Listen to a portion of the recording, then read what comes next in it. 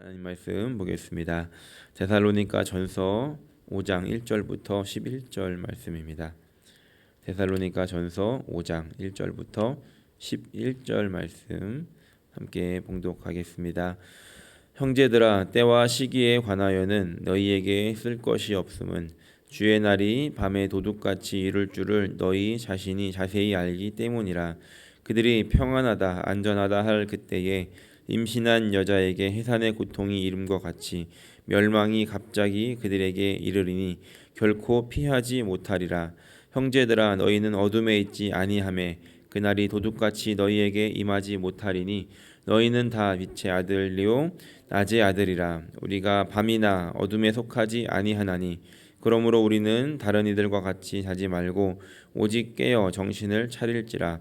자는 자들은 밤에 자고 취하는 자들은 밤에 취하되 우리는 낮에 속하였으니 정신을 차리고 믿음과 사랑의 호심경을 붙이고 구원의 소망의 투구를 쓰자. 하나님이 우리를 세우심은 노하심에 이르게 하심이 아니요 오직 우리 주 예수 그리스도로 말미암아 구원을 받게 하심이라.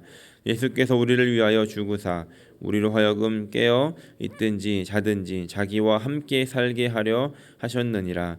그러므로 피차 권면하고 서로 덕을 세우기를 너희가 하는 것 같이 하라. 아멘. 지난 시간 나누었던 4장 말씀에서는 예수님께서 다시 오시는 날 어떤 일이 일어나게 될 것인가에 대한 내용이 기록되어 있습니다. 그렇다면 이 글을 예수님이 다시 오시면 이런 일들이 일어나고 이런 모습일 것이다 라고 하는 이 말씀을 들었던 데살로니가 성도들은 그럼 어떤 질문을 갖게 되었을까요? 그렇다면 그 예수님이 언제 오시는가 하는 질문을 갖지 않았겠습니까? 그리고 이런 질문을 가졌을 성도들에게 바울은 중요한 메시지를 주고 있는데 그 말씀이 오늘 읽은 본문 말씀입니다. 오늘 5장 2절에서 특별히 그날 예수님께서 다시 오시는 날을 주의 날이다라고 바울은 표현하고 있습니다.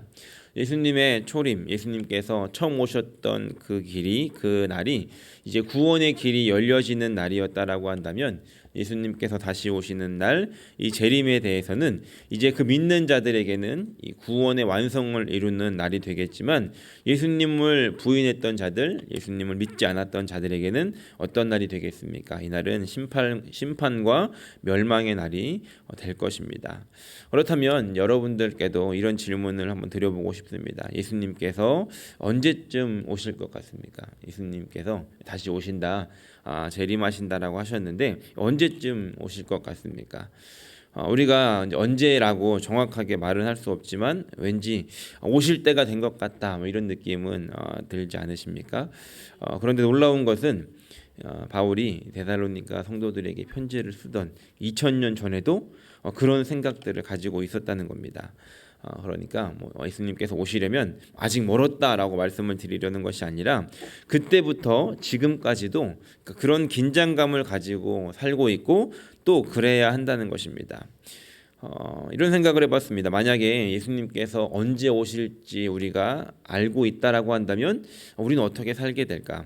만약에 예수님께서 10년 후에 2031년에 오신다라고 한다면 어떻게 살게 되겠습니까? 아마 사람들은 2029년까지 마음대로 살다가 2030년 정도부터 이제 천천히 예수님 오심을 이제 준비해야 되겠다라고 하면서 살지 않겠습니까?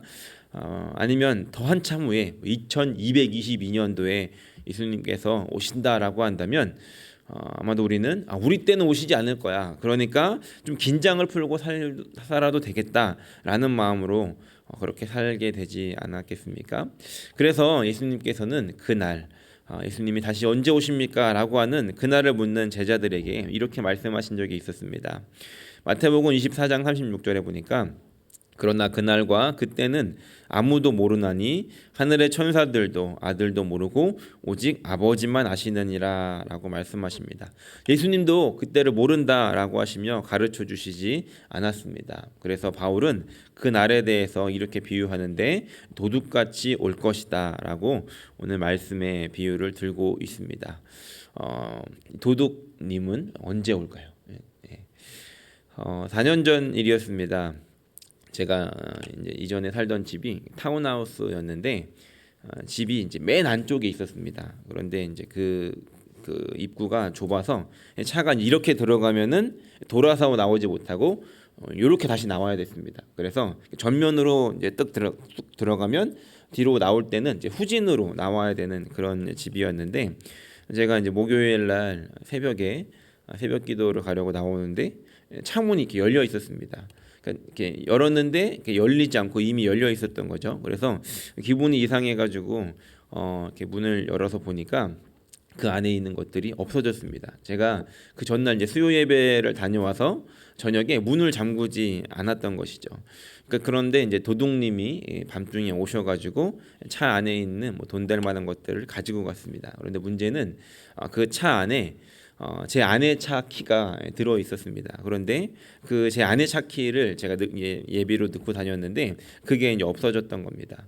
물론 이제 스페어 키가 하나 더 있어서 아내는 이제 그걸 가지고 다녔는데, 한 달 정도 지났을까 어느 날 제가 교회에서 퇴근을 해가지고 집에 갔는데 아내의 차가, 저희 집이 이제 맨 안쪽 5번째 집이었는데 입구에 있는 첫 번째 집의 가라지에 차가 이제 셔터를 들이받고 시동이 걸린 채로 그렇게 이제 있는 거였습니다. 제가 이제 깜짝 놀라가지고 확인을 해보니까 제가 이제 도착하기 조금 전에 그 아내의 차 키를 가져갔던 그 도둑이 와서 아내의 차를 훔쳐가려다가 후진으로 나와야 되는데 그 길이 이제 좁아가지고 이쪽에 부딪히고 저쪽에 부딪히다가 남의 집 가라지에다가 이제 들이받고 놀라서 도망을 간 겁니다. 그 집에서도 이제 사람이 막 나오려던 참이었다는 거죠.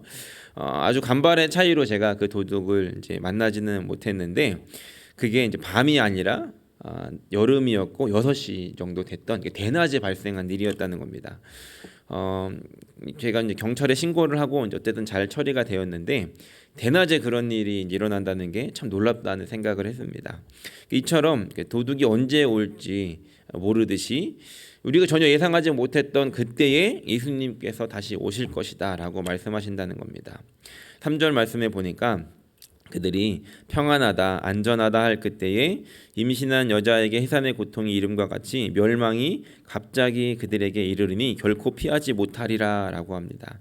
평안하다 안전하다 할 그때에 오신다는 건데, 평안하다는 거는 마음의 이 내적인 그 긴장이 풀어진 상태를 말합니다. 그리고 안전하다라고 말하는 것은 어떤 외적인 장애물, 어떤 고난과 어려움들이 없는 그런 상태를 말하는 겁니다.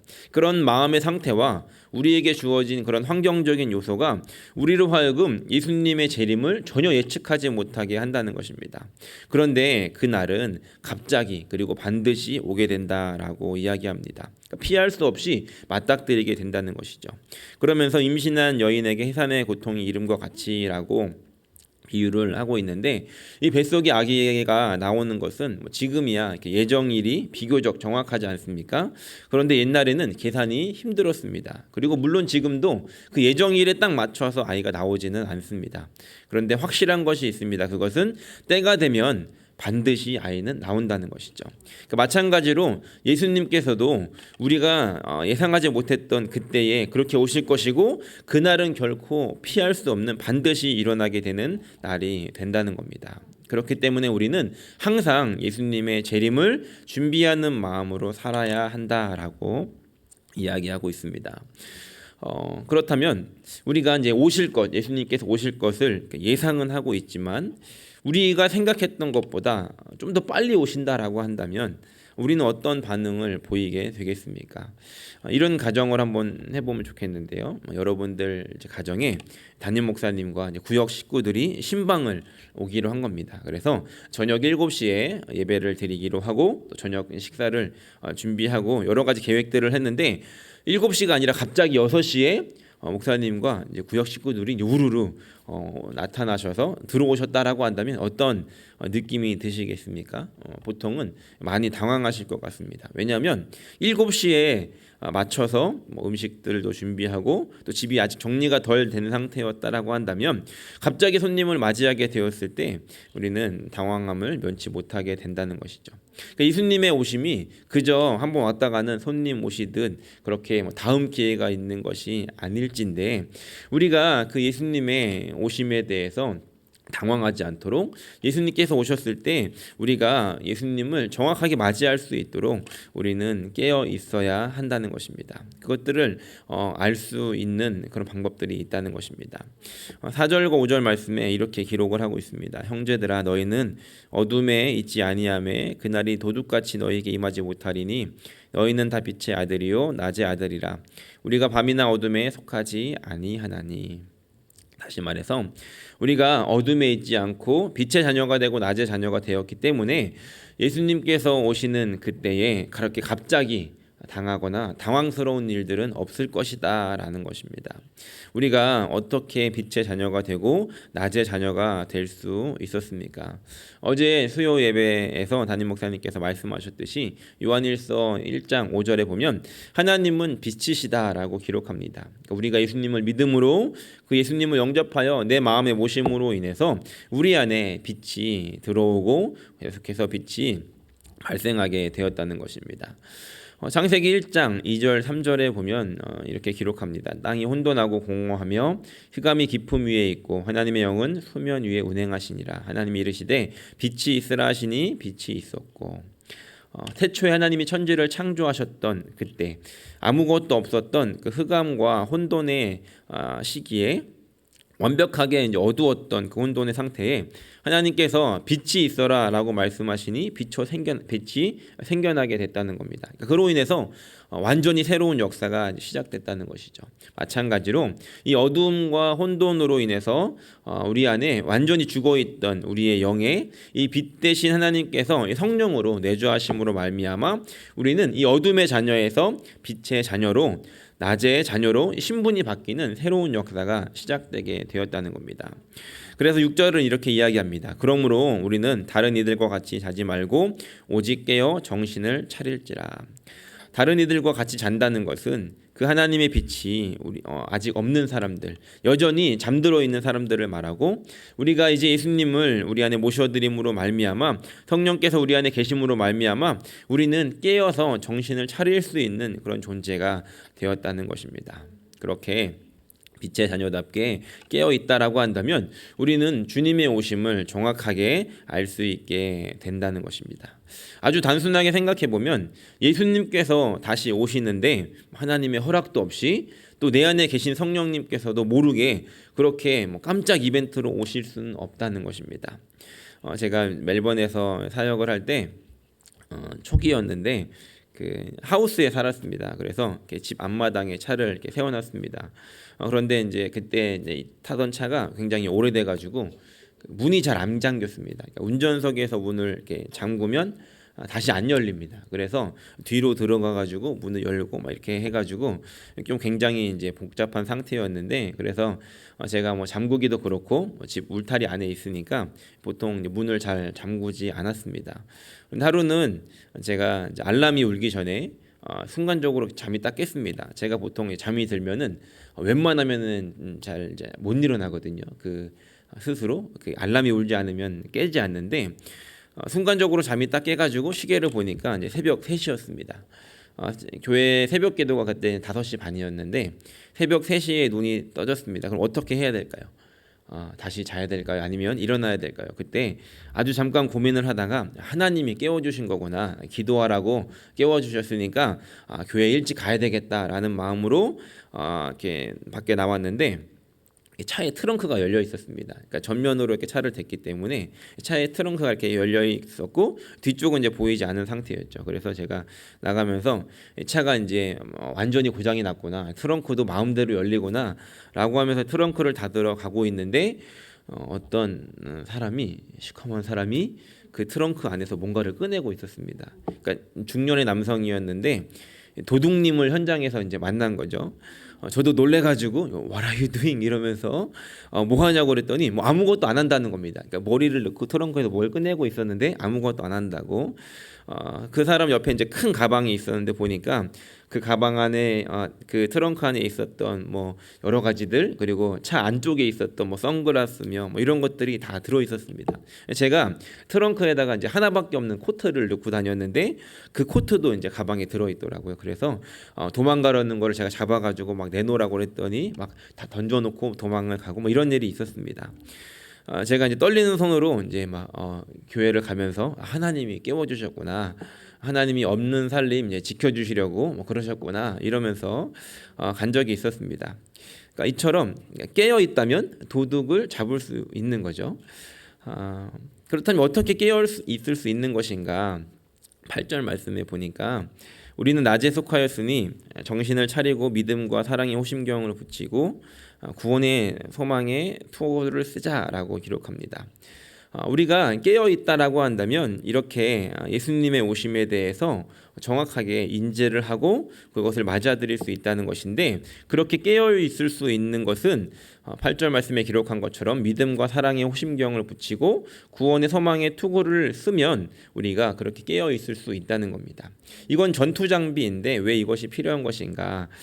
우리로 하여금 잠들게 하고 우리가 예수님의 다시 오심에 대해서 잊고 살게 하려는 그런 사탄의 영적인 공격에 대비하고 싸울 준비를 해야 한다는 것입니다.